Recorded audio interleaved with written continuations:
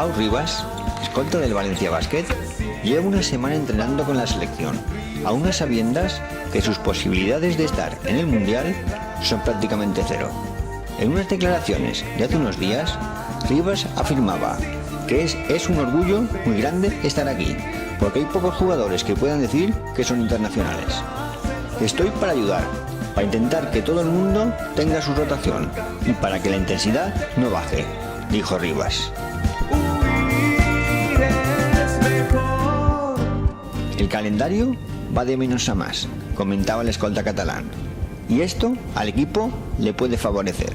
Tenemos muchas ganas de empezar, hay ambición, sobre todo en casa, pero sabemos que significará una responsabilidad más.